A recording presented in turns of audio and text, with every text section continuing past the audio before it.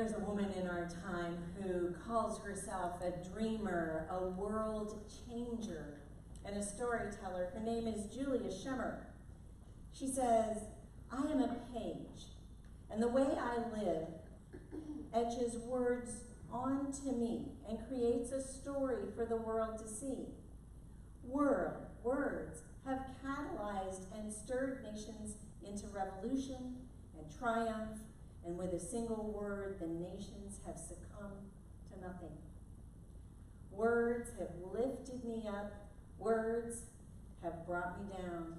Words have excited me, congratulated me, thanked me, and filled my heart with glee. On the other hand, words have broken me, hurt me, and killed me. Words have comforted many for the hope of a better tomorrow. Words do not stand on street corners and beg for pity. Words do not fish for compliments or gratitude. They are content in doing their job without recognition from others. Words are powerful. From others, we are influenced by them. Our behaviors and our thoughts are influenced by the words that we hear from other people. And in turn, the words that we put out have an impact and elicit responses and reactions from other people, the people who are listening to them. Ancient wisdom says this: what we habitually say in our heads, we usually end up saying with our lips, which ultimately directs our feet. Yeah, I guess I found that to be true.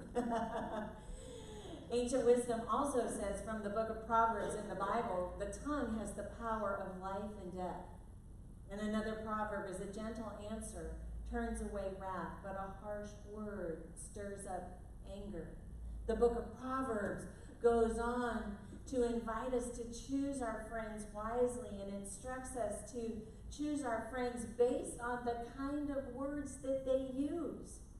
Because the kind of words that they use actually will bind us to them. The instruction in the Quran says, speak that which is kindlier. A kind word with forgiveness is better than almsgiving followed by injury. And then the interpretation that the priests in the Islamic faith used to teach this verse says, the tongue goes to the ear goes to the soul goes to the body. So if you think about the words that come off of our tongue, they go to our ear, then they go to our soul, and they go to our body. And once we have embodied those words that we've spoken, we're actually emanating that energy. We're radiating that energy out into the world. In the Buddhist tradition, on the Eightfold Path, one of the aspects is samavaka, which is usually translated as right speech. But more accurately, it's rendered is wise speak, wise speaking. When the masters teach it, they teach it as intentional speaking. There's a story in the Buddhist tradition of an old master gathering his students together, and that night he's going to instruct them on the value of wise speech. So he talks about the words that are included in intentional and wise speech. He talks about humility.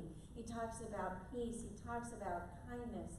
He talks about how those words shape our environment and shape our experience and bring us out of a life of suffering. After about 10 minutes, one of his students raises his hand and says, "Venerable sir, here's what I know. I know that stones can bruise and theft can deprive us of our good, but words are merely sound. Words have no substance whatsoever. And so I would like to discuss this truth with you." And the old master says, "You idiot, you imbecile, sit down, shut up, and listen to me." So the student is so startled, he sits down. But after about 10 minutes, he can't help himself, and he leaps out of his seated position, and he's standing and he's shaking with rage, and his face is red, and his eyes are bulging, and his fists are clenched. And he said, You, Master, you're a fraud. You have used words to harass me. You have used words to hurt me. You are really, truly not a teacher at all. And the old master said, I see that we now agree on the power of words. These are ancient truths. This is ancient wisdom. But the metaphysics about ancient wisdom is that spiritual truth was as true then as it is today. The spiritual truth that this ancient wisdom puts out is still relevant for us today, because the structure of religion can change. The messenger can change, but spiritual truth is still spiritual truth. 5 years ago, Abraham said this: words are nothing in and of themselves. They are merely commonalities so that we can communicate with each other.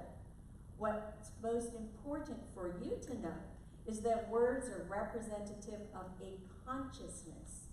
Find words that clearly express the meaning and intention of your consciousness. The universe supports the climate that you have established. The universe does not hear what you say. The universe hears what you mean. This is loaded. Think about our culture. The universe doesn't hear what we say. The universe hears what we mean. The Unity writer, Eric Butterworth, said, we can tell from our experience what we're holding in thought. We can tell by the experience we're having what we're feeling. We can tell from the experience that we're having what we are holding in consciousness. If we are holding feelings and thoughts about negativity, then we're going to tend to produce experiences that are limitation or limited. If we're holding thoughts about our wholeness and positivity, then we're going to recognize and realize more and more of our wholeness in our mind, body, and affairs. So it's a rhetorical question. Which do you want? More limitation or a greater realization of your wholeness? We think it's a rhetorical question, but actually it's like, wow, what do I continue to put out with my words, which are coming from my consciousness? What vibration am I continually committing, consciously or unconsciously, to emanate from? I told you, it was loaded. It was loaded. The spiritual faculty of understanding is really what we can use in order to discern our thoughts and get a snapshot of our consciousness. And the spiritual faculty of understanding is something that's innate. It's like everybody has it. All we have to do is choose to activate it. And we activate it when we choose to listen. Charles Fillmore, the co-founder of Unity, says there are 2 ways of getting understanding. One is by following the guidance of spirit that dwells within. The other is to go blindly ahead and learn by hard experience. Oh, well, thank you for pointing that out. Because it's like we can have an oh, or we can have an uh-oh. Oh. Uh-oh. And it doesn't matter whether we're going for guidance from within or if we're having that recognition from going blindly and having those hard experiences. It can be slow or it can be fast. We can go within for spiritual guidance and recognize that the next right step is simply being revealed, and then we can trust that we're going to move at this kind of essence pace, and that everything that we desire is going to be revealed to us in its right and perfect time, or we can go, that's it. And the same thing is true with hard experience. We can be going along going, gosh, it's getting hot in here. Gosh, it's getting hot in here.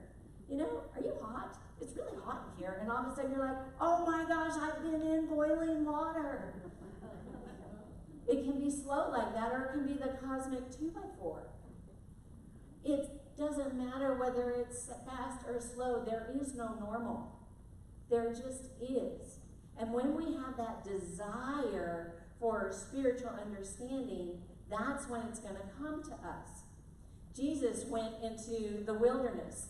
The story is told in the Christian scriptures of Jesus going into the wilderness for 40 days, where he fasted because he had a desire for spiritual understanding. In the Hebrew scriptures, in the book of Daniel, many times, Daniel the prophet went into prayer and went through the experience of fasting because he had a desire for spiritual understanding. Spiritual understanding is different than knowledge. Knowledge is facts. Understanding is looking at the fact and determining what connections they have, determining what formations you can put those facts in that will actually make sense to you. We get facts and we get knowledge from conversations we have with each other. We get it from lectures, we get it from books, we get it from workshops, and then we can collect all of this knowledge. But knowledge is just going to sit there as facts until we take the action, until we have the desire to have spiritual understanding ourselves. Last Sunday, Tina Vesley, who is not here, somebody write that down. No, I'm kidding. Tina Vesley popped me with a question. Have you ever been popped with a question? Like you think you're going along with your life, la la la, everything's good, and somebody comes in and just drops a nice one on you, and you go, oh yeah. Oh yeah. She said, Mindy, what are you dreaming? What are you dreaming?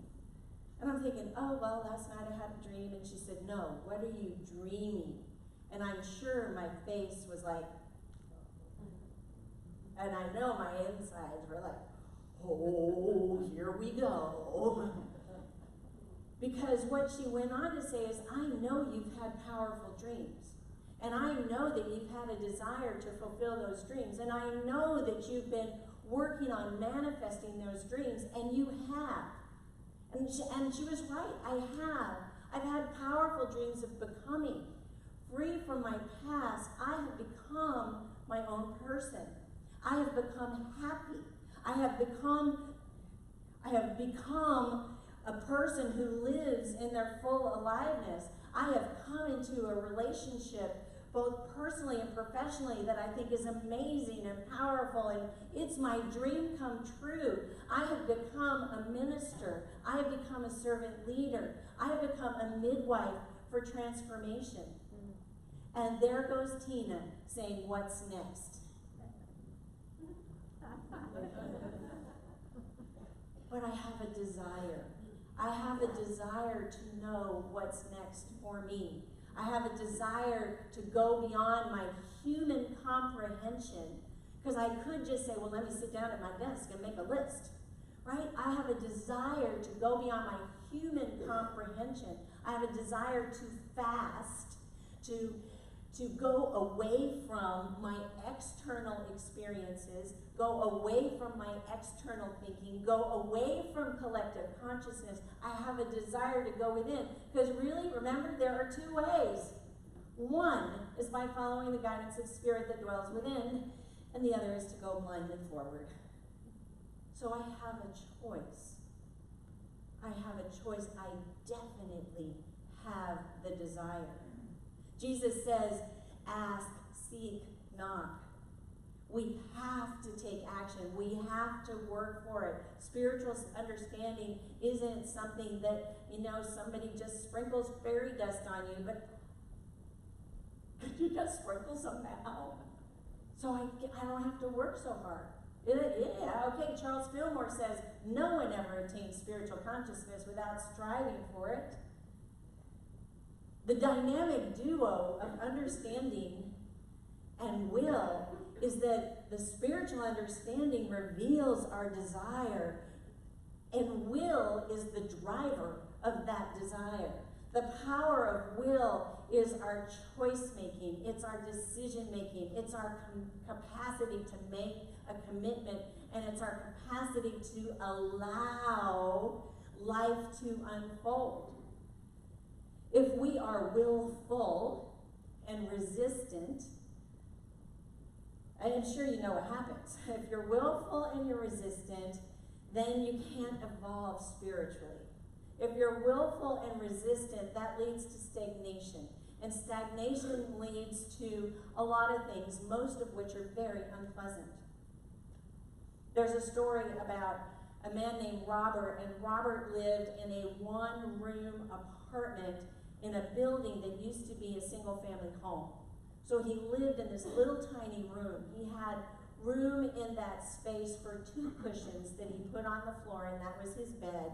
And he used the bathtub as his closet to hang his clothes, and he bathed himself with the sink. And a few things in that building, which was old and getting older every year, didn't work. But Robert was afraid to report the broken things, the things that didn't work, the cracks in the windows, the air conditioner, the heater that didn't work, because he was afraid his landlord was going to raise the rent. And Robert lived on Social Security, so he kept himself as small as possible. And every winter he bundled up to prevent himself from freezing. And every summer he suffered by sweltering in the heat. His friends said, "Robert, there are other places to live. Why don't you move? Why don't you tell your landlord?" But Robert resisted. And he resisted, and he resisted, until one day the universe shifted his living conditions. The city turned off the water for the building. Well, Robert just figured it was a plumbing issue that had to be repaired, but 3 weeks of living without water, Robert finally came to realize and to know that the city had turned off the water because the landlord hadn't paid the water bill for many months. So finally, all of a sudden, he said, I'm ready to change my mind. I'm ready and willing to do something different. And his friend said, come on over here, let's get on the internet. And within 3 hours, I'm not talking days, I'm not talking months, but within 3 hours, Robert found a 1-bedroom apartment in a complex that was in rent subsidy.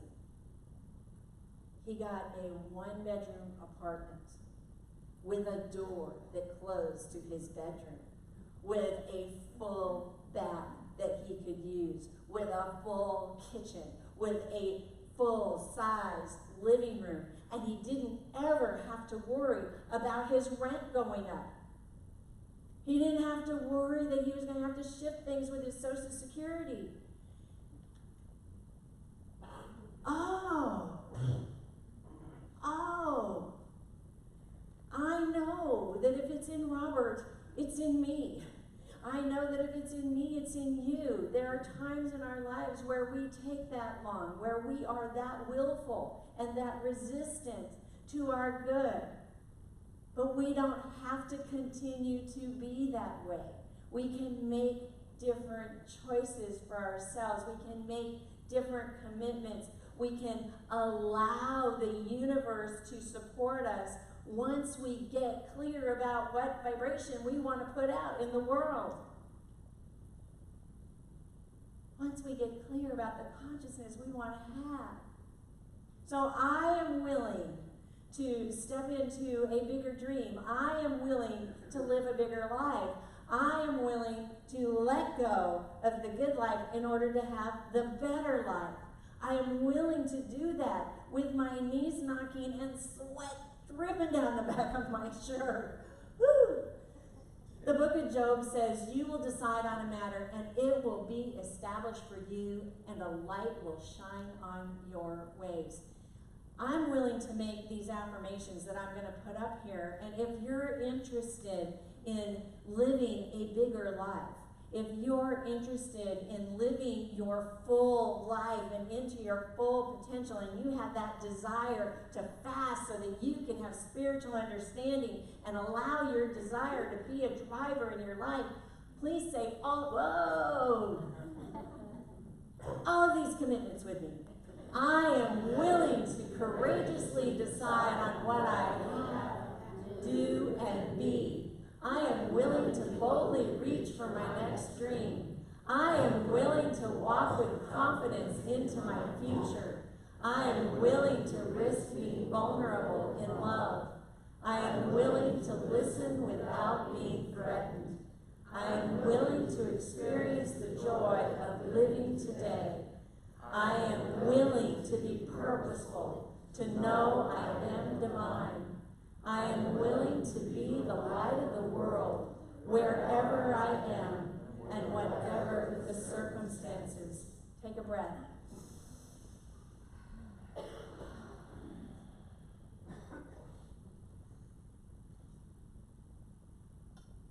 You guys have an amazing light, and this community has an amazing light. A life of limitation, a life of realizing wholeness. Sometimes it's such a simple choice, but we're so tangled up. We've got so many tendrils and we've got so many threads. A spiritual master would say, cut with orange. Cut with orange, cut with orange, cut with orange, cut with orange. And if you have to do some conscious dance,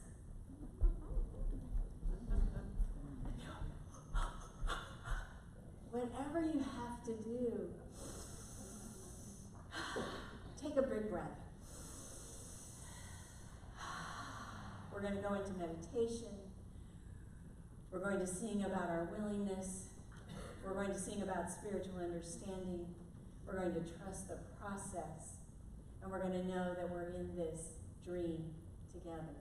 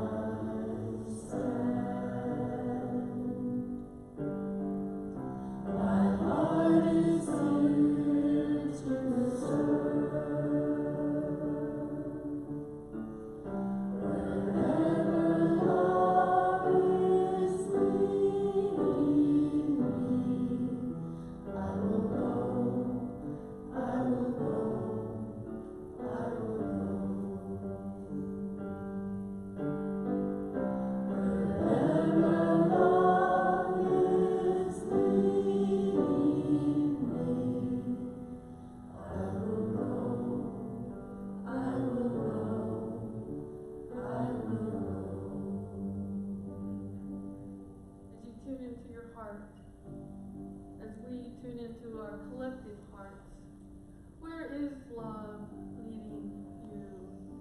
Where is love leading me?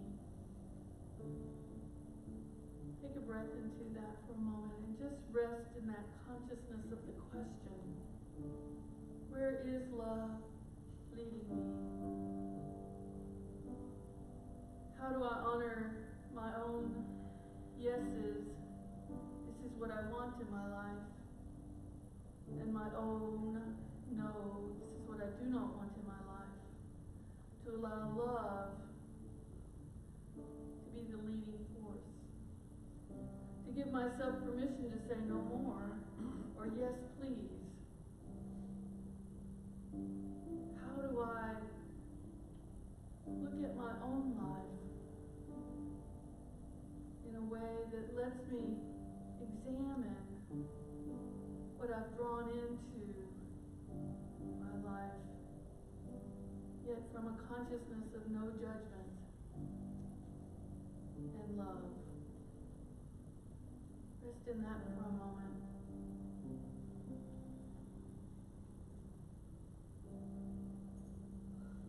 And then ask yourself, what is it that I want? And then go a little deeper. What is my heart's desire? Breathing into that question. deeper question.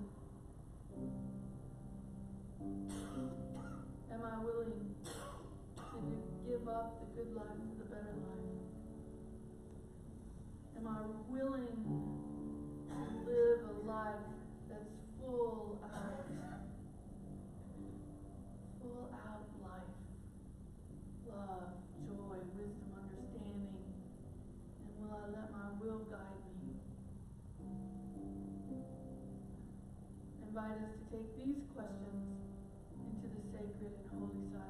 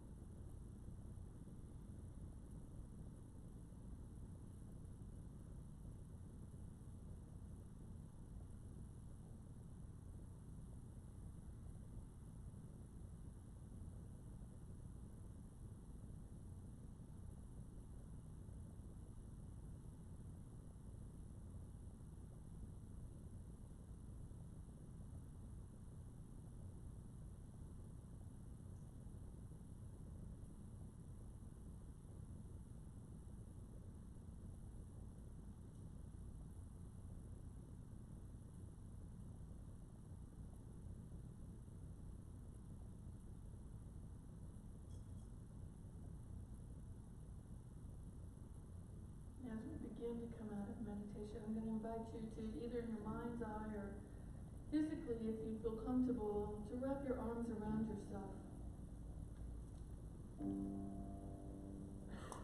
Form of giving yourself a hug. And very gently and quietly out loud, if you feel free enough, say, I love you. Say it to yourself. I love you. I love you. Sometimes loving ourselves is the hardest for ourselves. Letting the love, the master healer, infuse the words and the thoughts and the actions of others that may have felt unloving to you, no matter what the intention. Really letting yourself love yourself, infusing each cell of your body, so that love can truly lead us forward. That we are open to receiving love, and we have to receive it first from the knowing of the truth of ourselves, and secondly, to be able to open to receive it from ourselves, for ourselves, so that we might receive it from and for each other.